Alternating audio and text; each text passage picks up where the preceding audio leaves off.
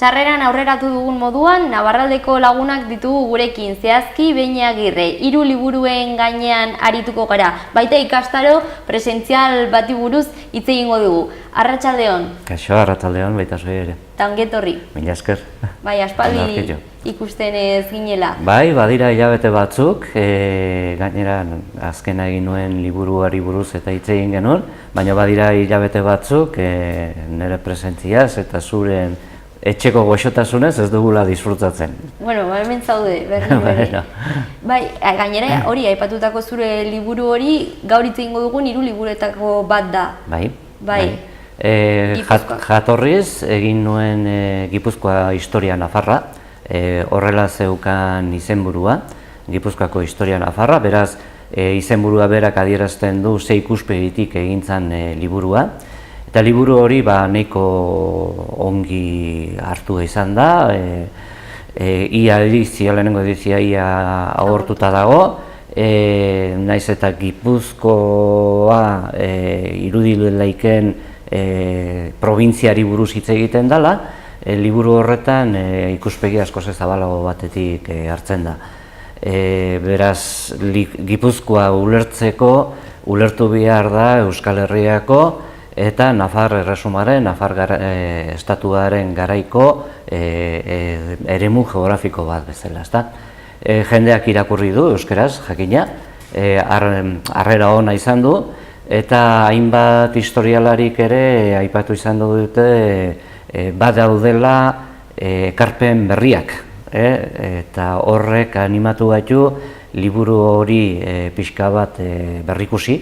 Liburu berbera da, baina nolabaiteko berrantolaketa txiki bat emanez eta ora gaztelaniara itzuli, eta gaztelaniazko izenburuan ere jarri zaio beste ikuspegi edo beste puntutxu bat ere. Eta orduan, euskarazko bertsioan, euskarazko jatorrizko bertsio horretan, Gipuzkoako historia nafarra, Euskal Herria osotasunetik balimazan bere titulua, honetan gaztelaniaz historia navarra de Gipuzkoa, de su origen, conquista y fueros.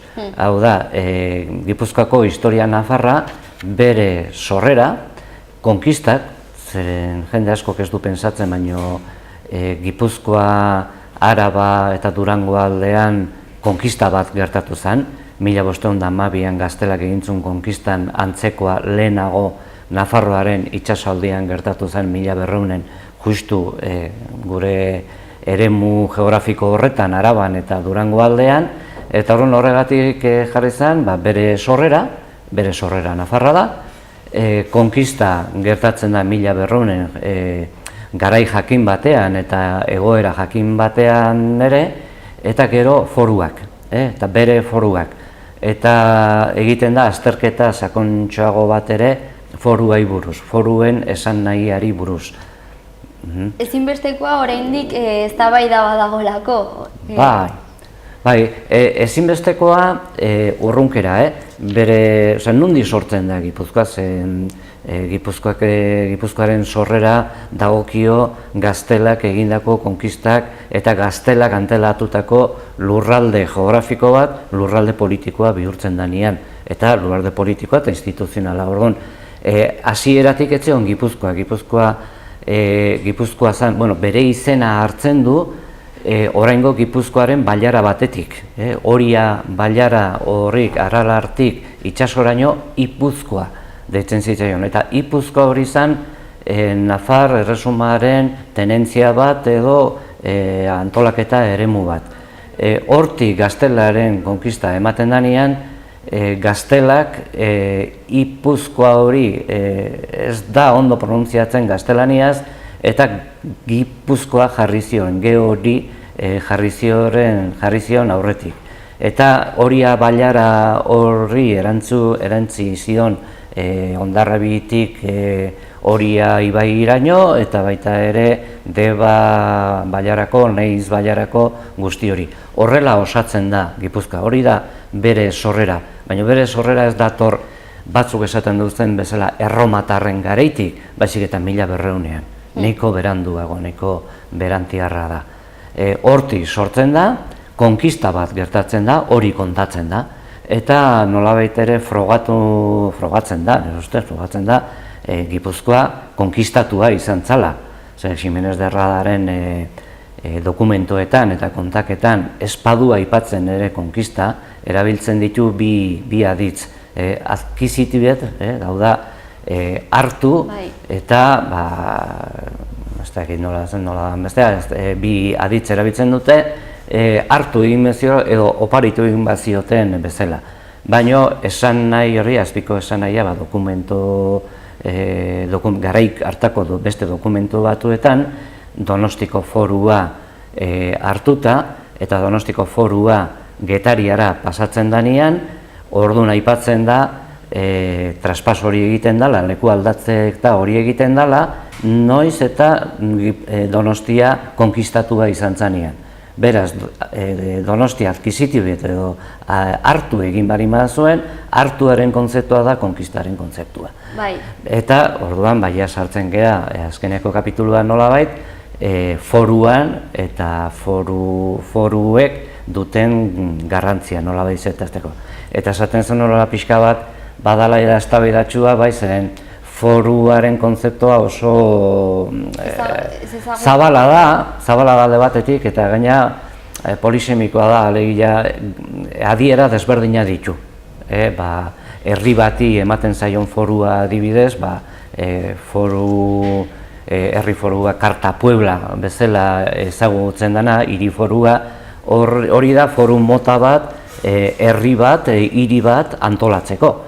Badago beste foru bat, lurralde foruak edo deitzen ditugunak, lurralde jakin bati aipamena egiten diotenak.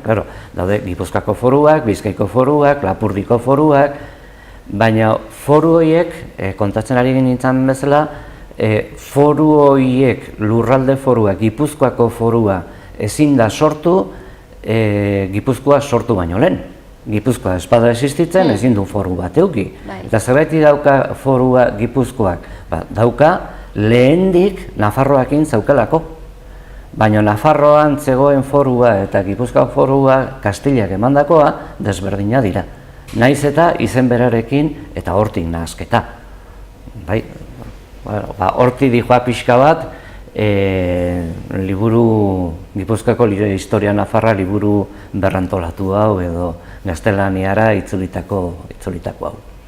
Aipatu daiteke galdera da, esan duzu ekarpen berriak egiten dituela historialariek nabarmendu egin dituztenak, baina ez dakit, agian liburuan ez dakit sakondu? Hori da. Liburuaren itzulpen bat da, jatorrizkoaren itzulpen bat da. Egin dana nola bait, bibliografia aldetik aipamen zabalago bat. Eta baita ere antolaketan nolabait relatoa arintze aldera, egin dira horrelako banaketa gehiago, kapitulo gehiago edo azpi kapitulo gehiago, nolabait esateko, ezta? Hobeto bereizteko liburuaren errelatoan arintasuna irabazteko. Eta hori izan du da, liburua atera eta gero, jendeak irakurri duenean, jendeen gandik jaso dudan iradukizun eta horrelakoekin. Ez dago materia gehiago nolabait esateko. Eta historiari egindako ekarmen berriak edo hori da ulertu egin dudanaren? Gaztelaniazko prologan, aurre hitz horretan, badago beste aportazio hori, gero hitz egingo dugun beste historialari baten aportazioa, eta da Jose Luis Orella. Jose Luisek aipatzen du berari, bere historian eta historialari klasikoak dokumentuan gainean eta egiten dute lan, gehienak dira dokumentoak demagun Espainiko liburutegi nazionalean eta daudenak, dokumento asko gaztelaniaz daude, eta orduan horiek izan dira historialari klasikoentzat referentziazko dokumentuak. Baina historialarik ahaztu egin dute ere gure herrian ahozko tradizioa badagoela. Orduan, ahozko tradizio horretan, hainbat kanta, hainbat berso jarriak, badaude informazio historikoa ematen dutenak. Idatzita dauden beste dokumentuan bezain baliagarriak. Ze gertatzen da, Euskal Herriari buruz gaztelaniaz bakarrik dakien historialariak ez daukala bere jarrera espalimada bentsat, ez daukala, ez du ezagutzen Euskal Herriko ahozko historian dauden dokumentoetan eta euskeraz idatzita egon daitezkeen dokumentoetan ere, konformatu dira gaztelaniazko bertsioekin. Orduan, hor nik jatorrizkoan ere bai, jatorrizkoan ere erabili ditut ahozko literaturatik eta ahozko bertsolaritzatik eta datozen bat informazioari buruz, Kanoa zen figura eta bere hilketari buruzkoak adibidez, edo Oriamendi falangistak erabiltzen duten kantu hori bere jatorria da inglesak zuten musika militar bati erantzitako hitzak eta hitza horiek euskeraz zeuden. Eta euskerazko hitza horietan oso garbi aipatzen da, ondorioztatu daiteke, karlistak, bigarren gerra karlistan, karlistak zeren alde jokatzen ari zian, bersotan esaten direlako, baina berso horiek dira ahozkoak, berso horiek dira euskeraz, eta baina arte ez dira sartu, ezaguna ziren, baina ez dira sartu historiaren kontaketan, eta hori akatz larri bada. Akatza eta Euskal Herriko historia idatzi duten askok euskera ez jakitea eta euskerako iturriak ez erabiltzarena. Eta gaztelerazko iturriak erabili izana, hau galdera da ere, batzutan ere, izan daiteke azkenean ere, nork kontatzen duen historia, ez? Historia. Gaztelak, azkenean gaztelera egotea, bueno, ez dakit. Baita. Askotan esaten da, historia ez da neutroa, kontaketa bat ez da neutroa. Eta hori esaten duenak nik historia kontatzen da baino zientifikoa da, neutroa da, hau da egia, ez. Hori horrela balitz, historia liburu bakarra egongo litzateke denontzat, eta ez daude. Gipuzkoako historiari buruz egin da, ez dakit ehunka, baina hamarnaka edo dozenaka liburu egon dira, eta bersio desberdinak eta asko kontrajarriak. Beraz, historia bada datu errealitatik, dokumentu errealitatik abiatzea, baina dokumentu horiek interpretatu egiten dira, eta gainera lotu egiten dira kontrarrestatu egin behar duzu, baten bertsioa, bestearen bertsioa, desberdina dira dokumentu originaletan egoten diren bertsioak, eta zu nolabait egin behar duzu narrazio koherente bat. Narrazio koherente hori benetako dokumentoetan oinarrituta. Orduan, hortik gaztelaniazko, gaztelaren bertsioa historian, gaztelaren bertsioa egin dutenak, hau da, imperioaren bertsioa egin dutenak, jende ona beti da imperialista. Ez dakit, mexikarra kontatzen dutenean historia espainolak beste ikuspegi batetik ikusten dituzte. Orduan, hor zaindu egin behar da, oso kontuz ibili behar da, eta gurean uste dut falta zela Euskaldunon ikuspegitik historia baten narrazioa egitea, eta ni horretan saiatu naiz oso apal eta xume, noski. Eta esan duzu, harrera ona izan duela, pozik egongo zara? Bai, harrera ona liburua saltzen ari dalako, baina baita ere harrera ona entzuten dudalako irakurri duen jendea baloratu eta ekarpenak badaudela esaten dutenak, eta gustora irakurri dutela. Nolabait identifikatuta sentitu direla hor kontatzen duen azpian dagoen herri horren kontaketarekin, ez? Horren alde hortatik bai nagoela pozik, eta harro behar bada. Orduan orain, elebidun liburu batetan bilakatu da, euskeraz eta gazteleraz, eta nun topatu dezakegu? Liburu hau, gaztelaniazko bertsioa baterako da, orain maiatzaren 26an, igandea, eta gainera oso gauza bitxia da, zen egun horretan udal eta foru hauteskundeak eta eguna da, eta egun horretan aterako da, beraz jendea pentsatzen dut egongo dela relajatuta, eta gainera egongo dela pixka bat kontzientziatuta ere gure herriaren balore politikoaz, eta bozkatzea jun edo ez jun, edo erabakitzen dutela ere, jakin behar dute oraingo instituzioak nondik sortzen diran, eta instituzio horiek ere ze ikusia daukaten gure herriaren historiarekin. Orduan da, egun seinalatuan kaleratuko da Gipuzkoan, Notizias taldearen egunkarien bidez, eta gero aurkitu daiteke hortik aurrera Navarralderen egoitzetan eta Navarralderen web gunean. Lehen aipatu duzu Jose Luis Orella eta bere liburu bati buruz hitz egingo dugu ere. Bai, Jose Luis Orella adineko pertsona bada, berak esaten du unibertsitateko senior irakaslea dela, bere bizitza osoa erdiaro historiari buruzko ikerlaria izan da, irakasle izan da Deustoko Unibertsitatean, lan asko egin ditu, Navarraldek hartu dizkio batez ere foruei buruzko eta bere lan eta ekarpen asko. Eta Jose Luisek bazitun lan monografiko asko, gai askori buruz. Dela aide nagusiak edo bandokideen gerrari buruzkoa, Gipuzkoako fronteran eta oinaztarrak eta ganboinoa,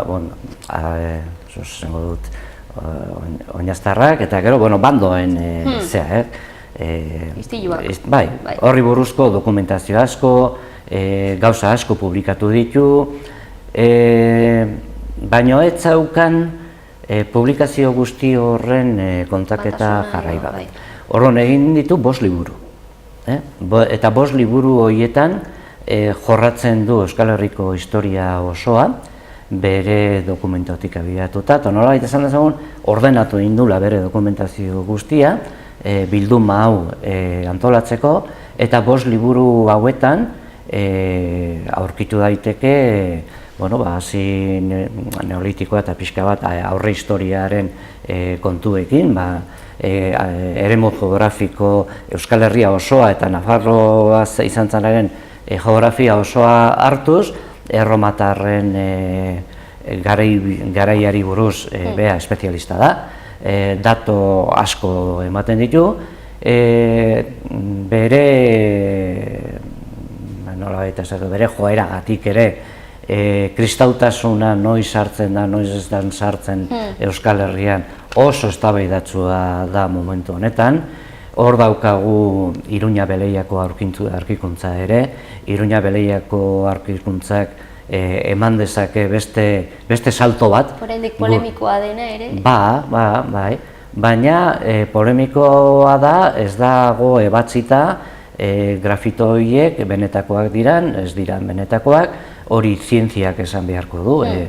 Zientzia esan nahi dut, arkeometria deitzen diote, hau da, datatu egin beharko dira horiek. Batzuk esaten dute, oskola hori onartzen dute erromatarren garaikoa direla, 2., 3. Garaiko piezak direla, pieza behar, eta pieza horren gainean daude, kaso batzuetan marrak, beste batzuetan hitz batzuk, eta polemika ez dago pieza horren benekotasuna, ze pieza horiek Iruña Beleian aurkitu dira, Iruña Beleia asentamentu erromatarra izan zen, zinez, dakigu dokumentuagatik, beraz oso logikoa da asentamentu erromatar handi batean, esaten da 10.000 biztanleko hiri bazala, hiri erromatar bazala, horri populazioa handia da, eta gainera denbora askoan egon zana. Lehenengo mendeetik, 4. mendera bitartean, hor 101 urte edo, asentamentu hori egon zan, 100 urteetan hor egon daitezken hondakinak, benetakoa dira, oso logikoa da hori aurkitzea, ezta? Badago eztabaida bat filologikoa, nolabait esateko, hor agertzen diran ata, ama, bukaerako artikulua dan edo zer dan, badago eztabaida filologiko bat eta badago nork esaten duen ez dala posible. Sartu zelardi aroan edo... Bai. Baina badago baieztapen bat, hori ez da posible.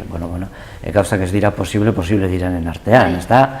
Mundua borobile izatea ere etzan posible. Bai, teoriak. Bai, hor daude teoria batzuk, eta orduan teoria horiek batzun defendatzen dute, teoria hori oinarritzen dira hizkuntzalaritzak orain arte eman duen mezu horretan, eta bero bestaldetik daude arkeologoak eta esaten dutena, zer jartzen du nor nik ez dakit, baina pieza horiek 3. mendekoa dira, eta 3. mendean idatzi zen hori.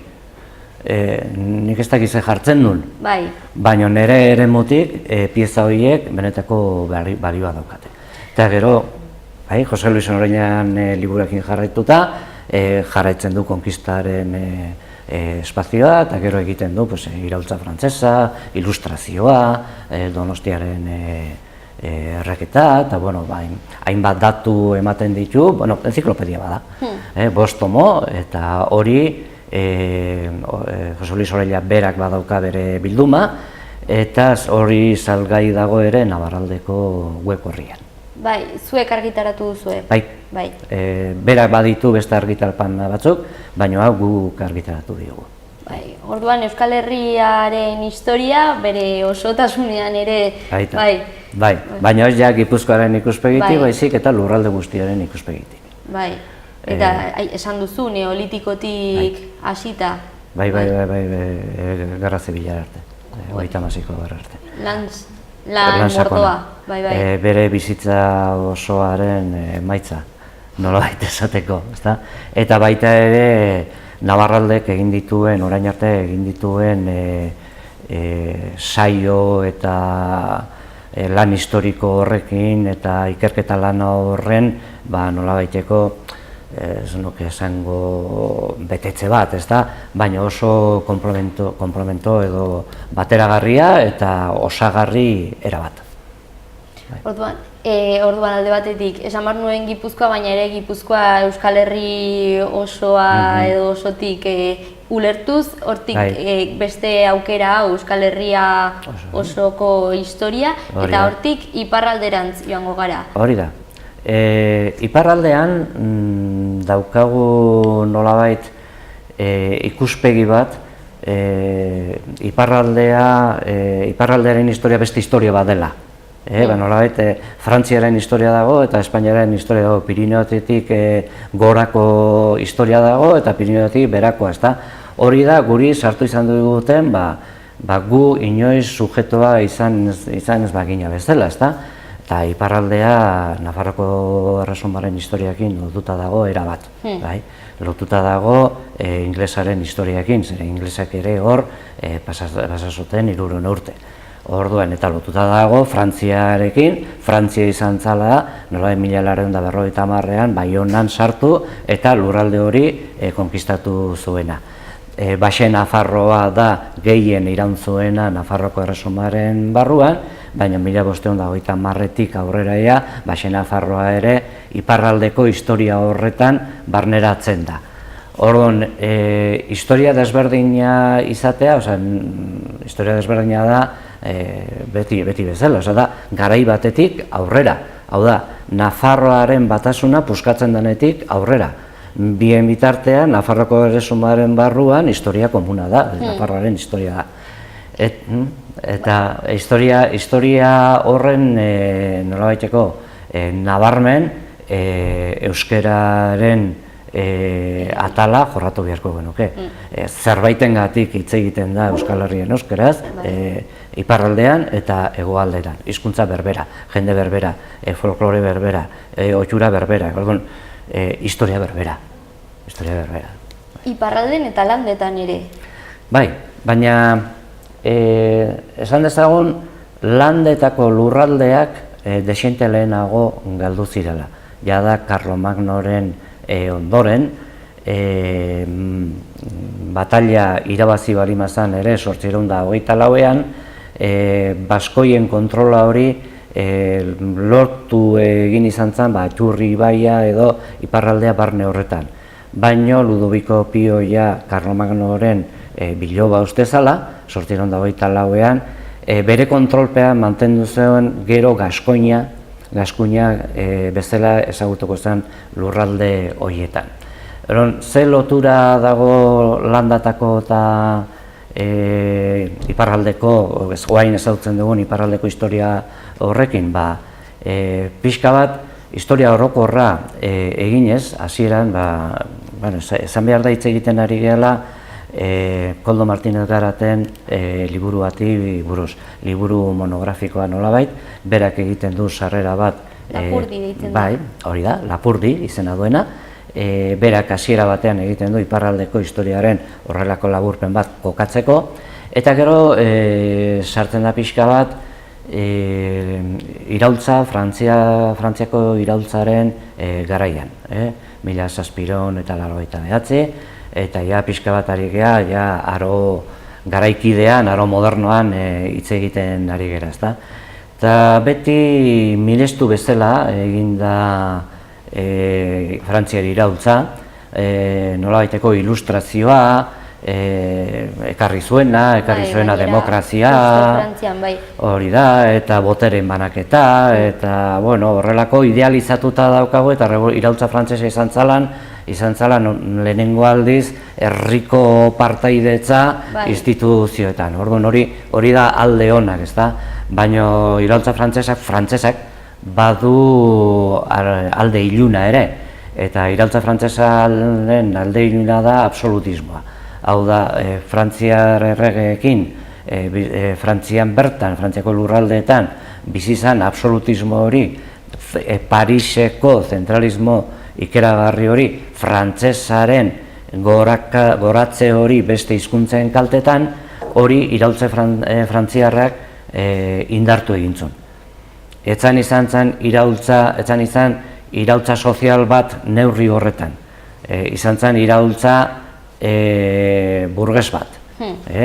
Eta iraultza burges horretan ez ziren kontutan hartu herriak, aniztasuna, hizkuntzak, eta jarraitu zuen monarkiak zuen lurralde planteamendu berbera, monarkiatik jaso zuten lurralde mapa hori, lurralde mapa horretan bertan sartu zen, ezarri zen iraultza, bai konbentzio garaian, bai Napoleonen garaian, eta orduan hor badago Napoleonen garaian gertakari bat izkutatu egin zaiguna askotan, ezta? Orduan Frantziar iraultza hori sartu zanean, jarretan, horietako momentu batean hasi ziren herriei izena aldatzen, horrelako herri izen bitxiak eta ez itzulpena, baizik eta izen bitxiak eta jarri, eta nolabait iparraldea ere bazirudien kutsu religioso bat nabarmena zaukala, baina kutsu religiosa baino gehiago zeukan kutsu kultural bat, ohiturak, han ere foroak funtzionatzen zuten, orduan etzan hain erreza Frantziko iraultzak han ezartzea bere agintea, orduan hor liskarrak, errepresioa. Bai, liskar gogorrak egon ziren, eta momentu batean Sara, Askain, Espelete, Donibane Loitzune, horko eremuko jende bat izan zen kondenatua, bere momentuan sorginkeriakin eta ikisizioan egintzun moduan, jende guzti honekin zerbait egin behar dugu, eta orduan erabaki izan zen, jende gaztea, zaharrak, denak bildu, eta 5.000 lagun beren basarritatik, herrietatik eta atera, eta landesetara deportatuak izan ziren. Eta haiek ezin izan zuten, bere belaunaldian ezin izan zuten berriro itzuli, bai haien nordekoak eta bai nolabaiteko ez bakarrik landasetan, baizik eta beste leku batzuetara ere desterratuak edo kanporatuak izan zirenak. Orduan Koldo Martinez Garatek pixka bat egiten duen narrazio hau testigantza oso hurbilekoekin. Hori bizi izan zuten seme-alaba Eta aztarnak daude oraindik. Bai, aztarnak daude lekukotasun batzuk, ez? Oso kuriosa da Landase taldea eta juten zeranean, batetik etxeen estruktura berdin berdina dira. Badirudian Landasetako etxe batzuk Xuberoan dauden etxeen eta Lapurdin eta duten etxeen estruktura berbera da, arkitektura berbera da.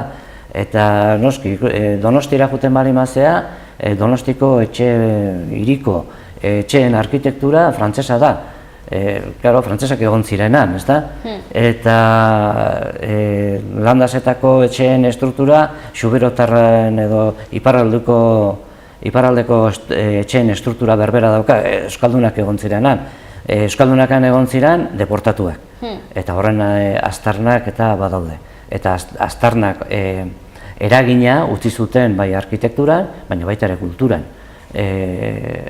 Landasetan entzuten desun, gaskoinen kulturan entzuten diren kantak eta musika eta hori antzekotasun handia dauka gure euskal kulturarekin.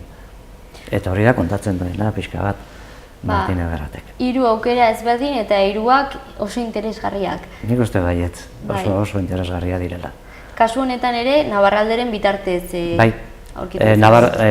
Iturraldek, Nabarraldekin lan egiten duen beste elkarte batek bultzatu du, Nabarraldek editatu egin du eta zabalkuntza ere Nabarraldek egingo du. Esan bezala, 3 aukera eta ez bakarra hori liburuei dagokienez, baina lehen aipatu dugu ikastaro bat eskaini egin duzue dagoeneko Iruñean, baina oraindik martxan dabil. Pixka bat hemen hitz egiten ari gea, hainbat lan monografikoak egin dirala, egin ditula Nabarraldek bere ibilbidean, ezta? Egin du karlismoari buruzkoak, egin du erromatarren garaikoak, nola ez Nafarroko erresumaren garaikoak. Aipatu dugu Orellak ekarri dula orain nolabaiteko bilduma bat, hori baino lehenago ere Nabarralden bazegoen gogo hori edo nahi hori, eta Nabarraldek editatu zituen ere Koldo Martínez Garaten eskutik Nafarroko historiaren sintesia. Nolabaiteko sintesia, bada 5 liburuko bilduma bat eta beste bada liburuska baten sintesia nolabait beharrezkoa ikusten dugulako gertaera historikoak izan behar dutela marko bat, izan behar dute ulertu ahal izeteko nolabaiteko koherentzia bat behar da, ezta? Ez dira batalla solteekin gure herriaren historiari buruzko irudi bat osoa egiten, ezta? Orduan, sintesik horrek ekarri zuen online bidez Euskal Herriko historia, Nafarroko historia ikastaro bat eman beharra.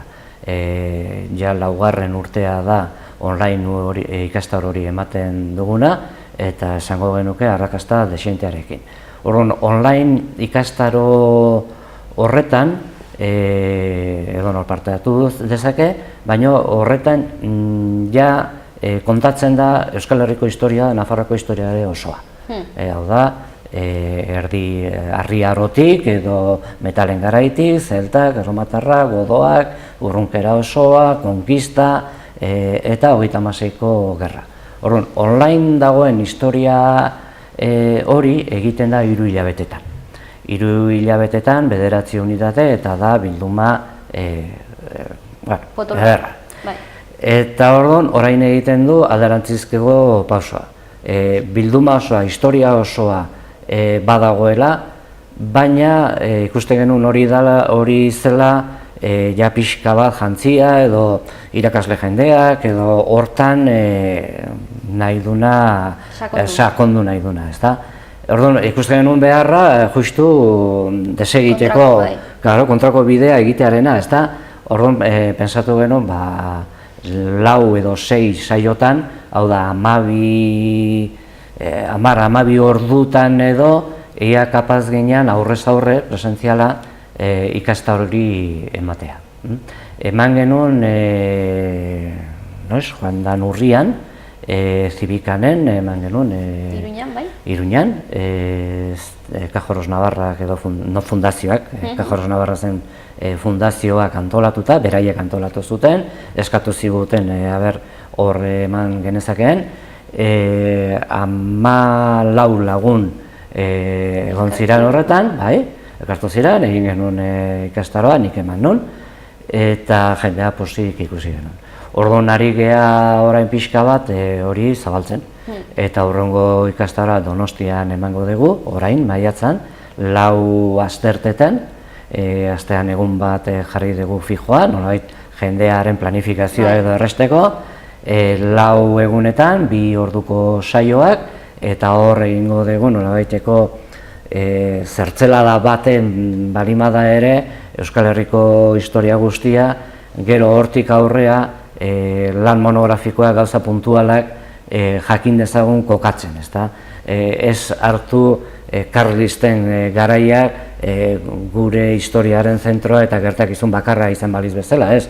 Karlistak kokatu behar da bere garaian, bere egoeran, bere gertakizunak, eta izan zituen aurretik eta atzetik beste ondorio batzuk. Eta apuntatzeko aukera dago? Bai, berriro ere Nabarraldera jota, bai, Donostiako mota gazteluak antolatzen du kasu honetan, Nabarraldekin lan egiten duen beste elkarte bada, zibikan izan daitekeen bezala beste maila batean, baino hau Nabarraldetik abiatzen da.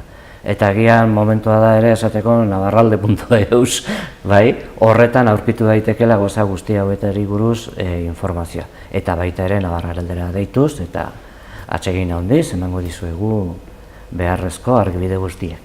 Ba, sartuko gara, mila esker Beñi gurekin egon izanagatik. Mila esker zuei, eta jarraitu lan bikaina hau egiten. Hurrengora arte. Hurrengora arte.